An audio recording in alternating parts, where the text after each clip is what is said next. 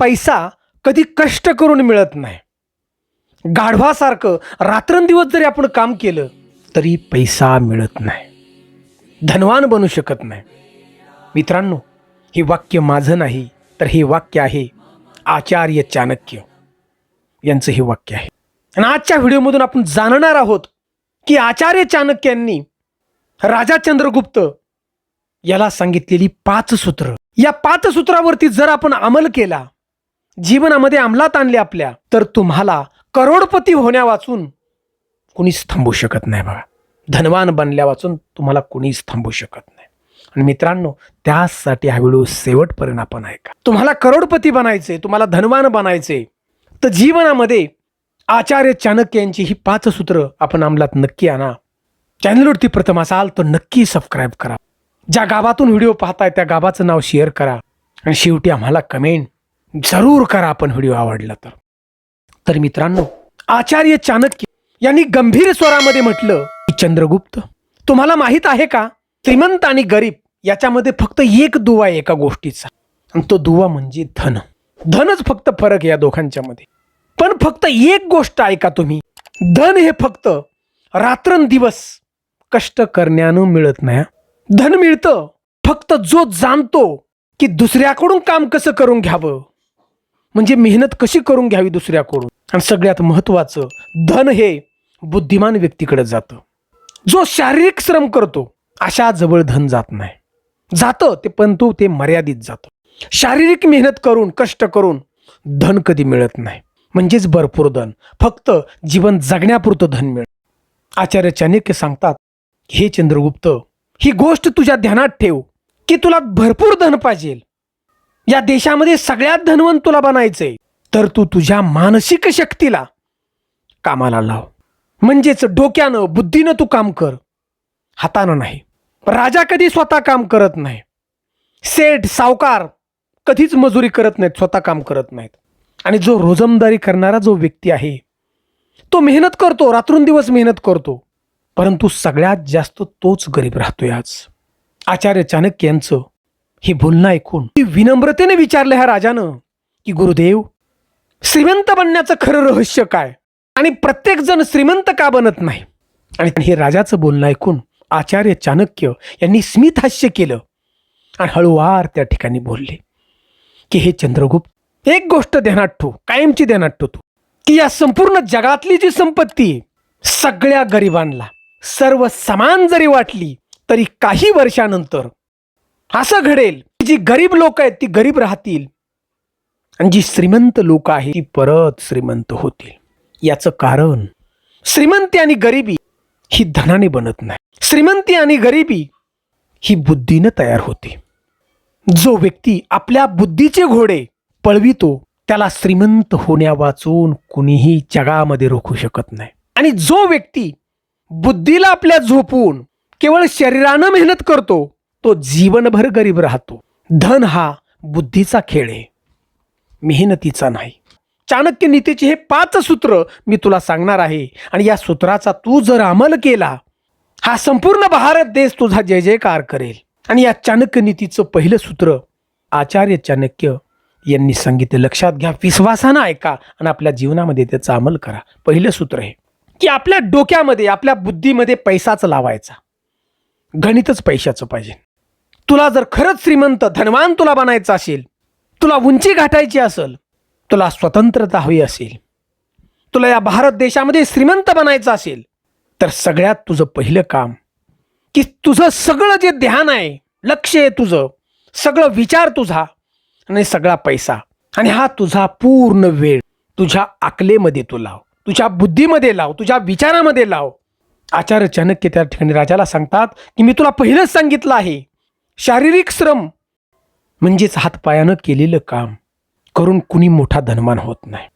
धनवान होतो परंतु मर्यादा त्याला असते. आजही तू पाहतो की मजुरी करणारी जी लोक आहेत दिवस रात्र काम करतात, फक्त 2 वेळेचं त्यांना अन्न मिळतं. त्याचं कारण की जी दिवसभर रात्र काम करणारी जी माणसं आहेत आपल्या बुद्धीचा वापर करत नाहीत, फक्त काम काम काम, मेहनत मेहनत हा विचार त्यांच्या मनामध्ये असतो. ज्ञान त्यांनी त्या ठिकाणी वापरलंच नाही आणि शेवटच्या क्षणापर्यंत फक्त ते कामच करत राहिले. चाणक्य त्या ठिकाणी सांगतात की जो व्यक्ती शिकणंच सोडून देतो, पुढं जायचंच सोडून देतो.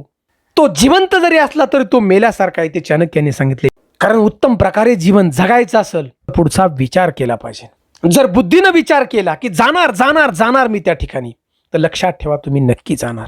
दुसरं सूत्र चाणक्य नीतीचे आचार्य चाणक्य सांगत आहेत की जीवनामध्ये मोका संधी स्वतःहून कधीच येत नाही, ती ओळखावी लागते संधी.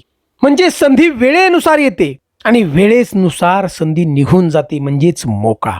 आणि जो व्यक्ती मोका आलेला समजतो, म्हणजे संधी आलेली त्याला समजते, तो धनवान बनतो. आणि सगळ्यात मोठा हा पर्याय की मोका कधीच सांगून येत नाही. मोका हा वेळ बदलून येतो. मोका कुठल्या स्वरूपात तुमच्याकडे येईल संधी हे सांगता येत नाही. कधी रागाच्या स्वरूपात येईल, तर कधी एखाद्या मित्राच्या तोंडून तुम्हाला ती संधी येईल. आणि कित्येक लोक हा जो मोका आहे, ही संधी विसरून जातात, त्याला महत्वच देत नाही. परंतु जो व्यक्ती त्या संधीचं सोनं करतो, त्या व्यक्तीला श्रीमंत होण्यापासून कुणीच रोखू शकत नाही. चाणक्य ते सांगतात, हे चंद्रगुप्ता, तुला श्रीमंत व्हायचंय, तुला धनवान व्हायचंय, तर तू वेळेचा उपयोग कर. तुझ्या जीवनामध्ये आलेली तू संधी अजिबात सोडू नकोस. शिक्षण, कमाई, फिरणं किंवा नवीन एखादं काम करणं ही एक प्रकारची संधी. आणि हा मोका तू कधीच सोडू नको. ध्यानात ठेव, धन तुझ्याकडे कधीच येणार नाही. धन तुझ्यापर्यंत येण्यासाठी रस्ता शोधत राहतं. आणि त्यामुळं तुला आलेली संधी तू सोडू नकोस. तू जर संधी सोडली नाही, तू जर मोका सोडला नाही, वेगवेगळे मोके येतील, वेगवेगळे मार्ग येतील.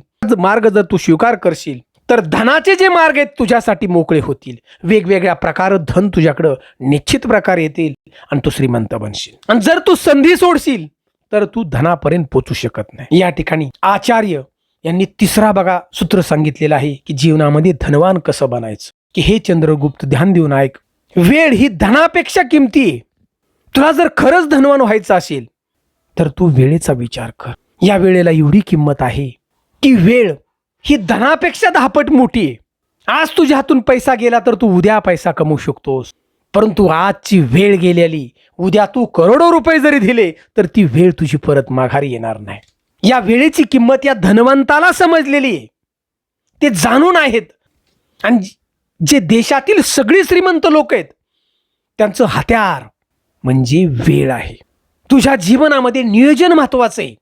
धनवान बनणं इतकं सोपं नाही. धनवान बनणं म्हणजे एक युद्ध आहे, युद्ध. आणि हे युद्ध जर तुला जिंकायचं असेल, तर तुला वेळेचं महत्त्व कळालं पाहिजे.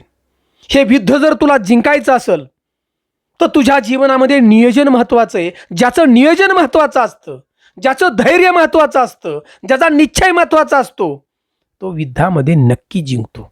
तुझ्या जीवनामधले 24 तास आहेत आणि 24 तास तुझ्या देहापर्यंत पोहोचण्याचा तू विचार कर.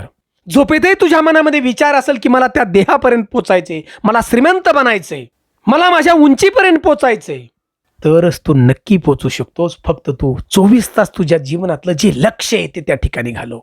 फालतू विचार तुझ्या मनामध्ये आणू नकोस, फालतू संगत तू धरू नकोस, तरच तू धनवान बनू शकतो. आणि हा जो तू विचार केला, वेळेचा विचार, तू धनवान नक्की बनशील. तुझ्या जीवनाचं भाग्य त्या ठिकाणी बदलून. आचार्य चाणक्य यांनी 4थं सूत्र सांगितले धनवान बनण्याचं. अतिशय महत्वाचं सूत्र हे लक्षात घ्या. चाणक्य सांगतायत, हे राजा, धन येण्याच्या अगोदर तुला स्वतः तयार व्हावं लागल.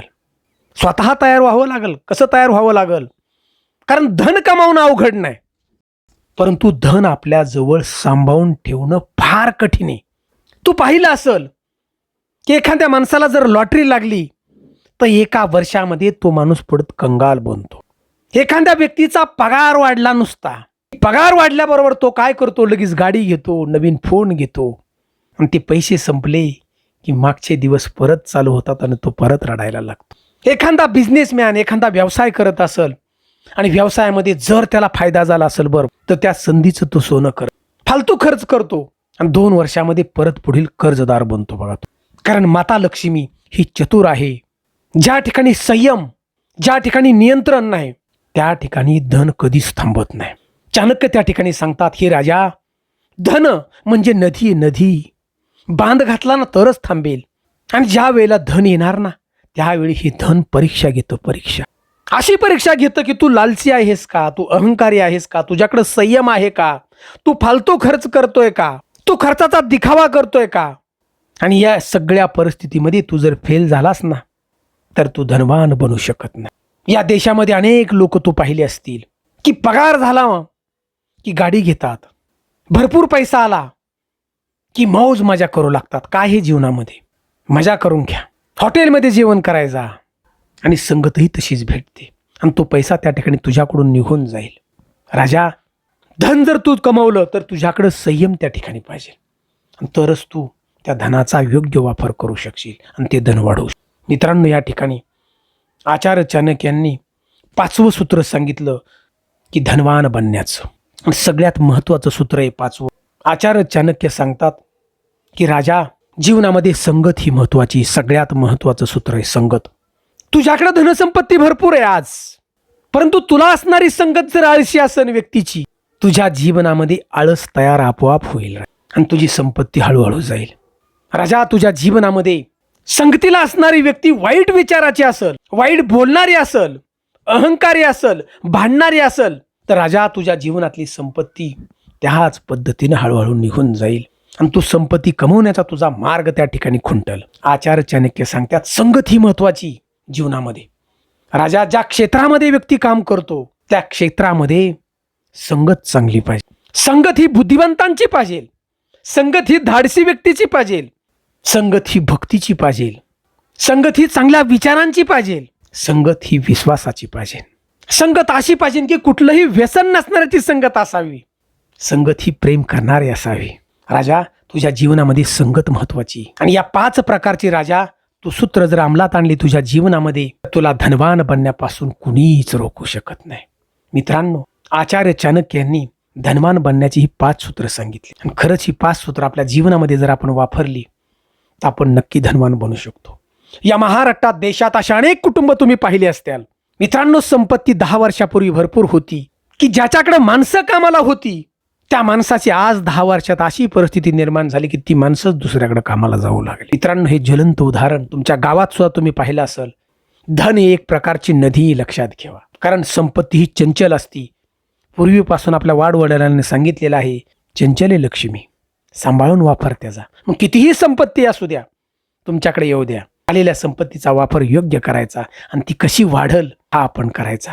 जीवनामध्ये संगत चांगली धरा, भगवंताच्या भक्तीमध्ये लीन होऊन जा. तुमच्या मनातलं जे ध्येय ते गाठण्यासाठी 24 तास विचार करा त्याच्यावर. नक्की तुमचा विजय होईल, कारण हे जीवनामधलं युद्ध आहे. लक्षात घ्या, धन आणि युद्ध यात काय फरक नाही. मित्रांनो, सुंदर अशी माहिती जीवन जगण्यासाठी उपयुक्त आहे. आपल्याला आवडली तर आम्हाला कमेंट करून जरूर सांगा. आपण चॅनलवरती प्रथम असाल तर नक्की सबस्क्राईब करा. जय हिंद, जय महाराष्ट्र.